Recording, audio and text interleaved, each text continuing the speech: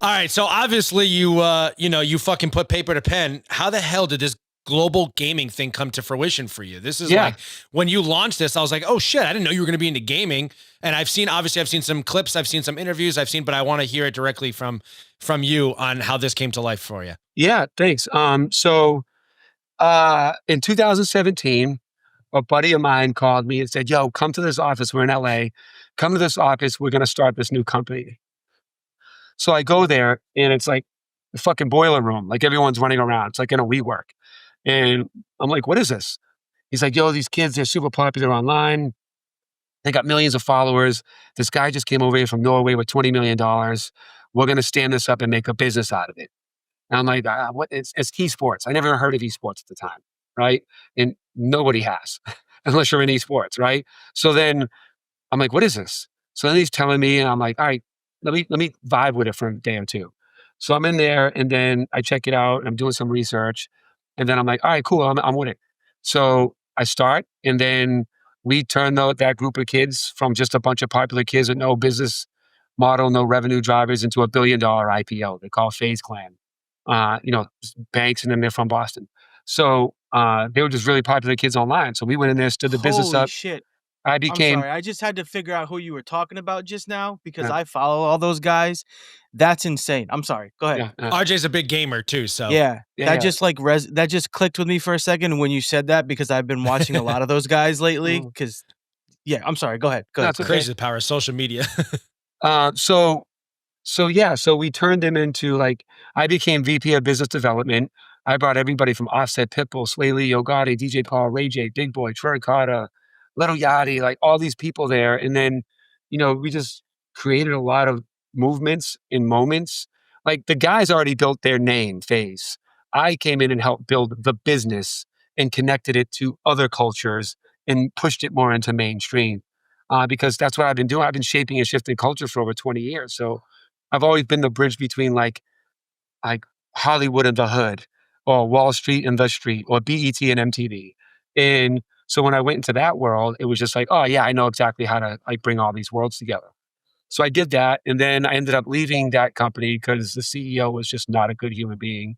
And I started another esports org based out of Boston called XET. And then as I was there, I'm realizing, man, this is the biggest entertainment platform in the world, video gaming is. Makes more money than movie, music, and television combined. Makes hundreds of billions of dollars, has billions of users, but it's completely disconnected from mainstream and pop culture, and definitely the streets. So I'm like, looks like a job for Clint Sparks. So We gotta get that shit on a t-shirt.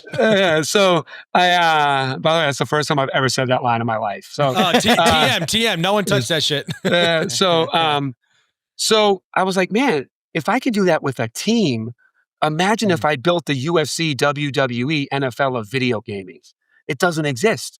You have esports, which is reserved for the hardcore endemic gamer that grinds 8 to 15 hours a day, hoping to be on an esports org that gets accepted into a closed league like League of Legends, Call of Duty, that costs millions of dollars to operate. The model doesn't work. It's a niche model. Nobody in mainstream knows about it. There's no mainstream attention. The average person doesn't know esports, doesn't know a player, doesn't know a game. If you put Valorant on, they have no fucking idea. They're not on Twitch. They don't go to this. It's just very siloed. However, gaming is the world, right? So it's like, how can I do what Dana did with mixed martial arts? Because technically all he did was democratize and systematize it, right? So it's just like, I'm going to do for gaming what Dana did with UFC and, what WWE did with wrestling, meaning like, dude, fighting has been around since fucking gladiator days. It's not new. You know what I'm saying? It's just you add lights and octagon and market it and systemize it. And like now you built a $30 billion company now. So it's like, I'm going to do that same thing with video gaming. The difference is I don't have to build a market. It's already there. There's already 3.5 billion gamers around the world and growing. It's already making hundreds of billions of dollars. Everybody games. Like it doesn't, from Candy Crush to Monopoly Go to Street Fighter to Mario Brothers. Everybody games. So there's no race, religion, age. You could have no legs. You could be 71. You could be an introvert. You could have no athletic ability. Anybody can become a star in video gaming, but there's nothing for them to become a star. So I called T-Pain, who's a friend of mine, who's also known as a gamer. I said, I got this great I got this great idea. I think you should do it with me. He's like, this is fucking dope. Let's do it. So then we launched the Global Gaming League, and now we're in everything from Sports Illustrated to Page Six to TMZ to, Business Insider to like places that you never see gaming, like The Source, Vibe. Like they don't talk about gaming. You know what I'm saying? But like, and now I got everybody from Gilly the Kid and Wallow to Howie Mandel to Flavor Flav to T-Pain. I'm connected with Mark this weekend to talk about him getting involved. And like me and Mark have been talking His about. sons are big gamers too, right, Mark? I remember you mentioned that one time. Yeah. So and I'm like, that'd be huge too, dude. And like for instance, it's funny when I first called Mark about when I went to FaZe, and I said, what do you know about gaming? He's like, shit. And I was like, and I go, do your kids game? He's like, yeah, like 2 hours a week. This was back when I started FaZe. So this is 2017, like 8 years ago. And then, and I go, dude, imagine if mine and your mother only let us do music 2 hours a week. Neither one of us would be here right now. And he's like, all right, I'm listening. So I tell him about it. By the time I'm done telling him about it, he's like, honey, we got to let our kids play some fucking more video games. Right. So like, I've obviously like always been like planting seeds at Mark to let him see what's going on. Cause me and Mark were going to start an energy drink line for FaZe together. Like we were working on it. Like we had the manufacturing, we had all that stuff. And when I went to the CEO of FaZe back then, I was like, look, I brought Mark in. We're going to create a beverage line like the Gatorade for gamers. And literally the CEO said, why would we do business with a 50-year-old, actor?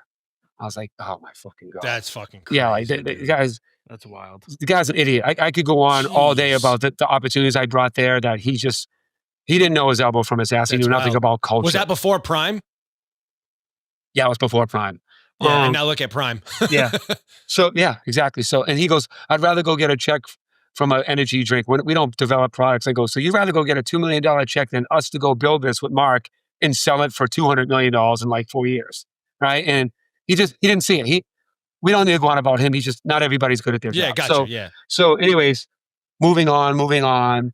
Then, I've always been keeping Mark abreast of what I'm doing in gaming. And then when I started Global Gaming League, I'm like, bro, you got to get involved with this. I'm going to build the UFC of video gaming. So it went from like, all right, cool, to, oh, good stuff, to, oh, wow, to, man, that's great, to, all right, I'm ready to be part of this, right? So like, it was me, like, keep like showing him, because, everybody goes at Mark for shit, right? So it's like, if he said yes, I got to make sure it's going to stick, that it's consistent, that you're doing the right thing, that it's at the right time, that I can't put my name on some bullshit that fucking flops. So like, I totally get it. And like, again, this is going back to not having an ego, right? So it's like, I get it. It's my job to keep trying to convince you at a cadence that, there's a fine line between being annoying and consistent, right? And you got to find that line, because the second someone's like, fuck, man, stop sending me all this shit, you lost them, right? So like, you have to do it. There's timing and knowing what to send and when to send, and also knowing what they're doing, what's going on in their life at the time. He could be in the middle of shooting a scene, which, by the way, Mark even texts people when he's fucking shooting scenes. It's crazy. But like Mark's crazy, man. Like he's fucking really awesome. I did background work because obviously, like, I've been trying to become an actor for a while, and I did background work on Daddy's Home too. And I don't take acting classes. I never went to school for it. But one thing I've always done is I've just done background work and sat there and watched these actors work on a regular basis to see how they move, how they're studying, kind of like you're saying, trying to just like observe about what's going on. And the two people that I've never seen work so hard between knowing the scene so well and then just like working the minute that the camera cuts was Mark and Kevin Hart. Yeah, those two dudes, man, they were just like fucking workhorses. And we were there for 10, 12 hours. I'm like, damn, I don't know how you do both of those. Yeah. And they're successful husbands and fathers. And it's just like crazy. It's crazy. You'll see him be like, he's at the gym this morning. Then you text him later and he's like, yo, I'm on a set filming right now. I'll be back Saturday. and then you see a video of fucking doing something for Wahlburgers. Then you see it, and it's just like, dude, like it's crazy. Like, but I also I will give some credit that that's Boston mentality. You know what I'm saying? Like, you just keep going. But anyway, so back to the Global Gaming League. So yeah, I mean, like we're blowing up right now. It's growing. You know, we built a huge community, a lot of momentum. I just did a big deal at iHeartRadio, like I was saying. Like everybody from Skydance to Mandalay Bay to Fox TV, they're all interested. So there's really active conversations going on for this to do exactly what I set out for it to do, is to be the next biggest global league. The difference from this is we're like the NFL, WWE, UFC of video gaming, meaning the professionalism and the structure of traditional competitive leagues like the NFL and the NBA, pageantry, theatrics, storyline, smack talking like WWE, and much like the UFC, where you see two people compete, they wouldn't see compete elsewhere. Here is where you would see like Shaq's team go against Jessica Alba's team. Because the Global Gaming League is a league of celebrity-owned teams that compete in live events, playing everything from modern games to classic games and everything in between. But the difference from like the NFL is one sport, one season, one region. We're all sports, meaning all game titles. It's all year. And it's truly global, from India to Asia to Middle East to Europe, North America, South America. Everybody games. It's the biggest entertainment platform in the world. And I'm aiming to be, and I'm saying this as humble as possible, I'm aiming to be the Dana White, Vince McMahon of video gaming. That's going to happen. It's not even a conversation. So cool. I love that. We're just in the timetable of when that's going to happen. Where can everybody find you? Where can everyone get in touch with this Global Gaming League too, if they're not in tuned yet? Thank you. At Global Gaming League, if you're a gamer and you want to join our league, and you can join and go from our farm league to our minor league to our major league, which is our celebrity-owned teams. You can join globalgamingleague.com.